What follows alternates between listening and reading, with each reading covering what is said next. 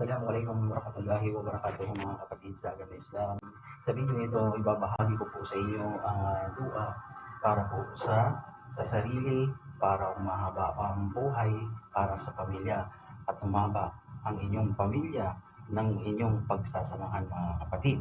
Ito po ay iduha po ninyo pagkatapos niyo magsala para bigyan ng Allah Ta'ala ng kasagutan ang inyong laman ng inyong dua, hiling sa Allah Ta'ala na magsama-sama pa kayo sa inyong pamilya, sa sarili mo at sa pamilya mo para umaba ang pagsasamahan mga kapatid.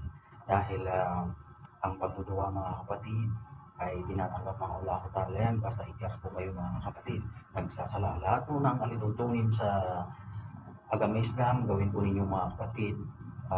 Lubos-lubusin niyo po ang pagduwa mga kapatid. Inshallah po, ibibigay ko ng Allah Ta'ala yan mga kapatid. Inshallah.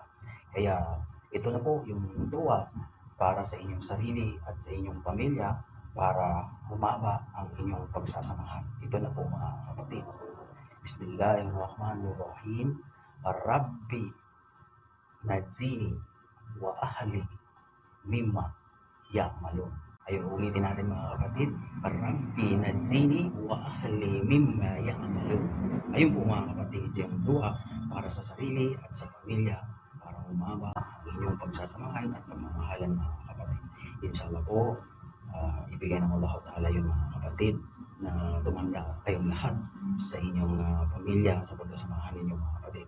Tandaan mga kapatid, laging ikhlas at magsala dahil yan po ang susi ng lahat ng ating ginagawa at ang ating mga dua ay ang pagsala at pagiging mabait sa pag-uugali. Yung mga kapatid, lahat po dapat gawin ninyo para katanggap-tanggap ang inyong dua. Yung lahat ng magagandang gawain, mga utos sa agama Islam, yung hindi posible mga kapatid na ibibigay ng Allah Ta'ala ang laman ng ating hiling at dua para sa Allah Ta'ala na bigyan tayo ng magandang buhay mga kapatid. Inshallah, kung i-memorize po ninyo, may saulog po ninyo ang dua na ito. Hanggang sa muli mga kapatid, tayo magsama-sama. Sobrang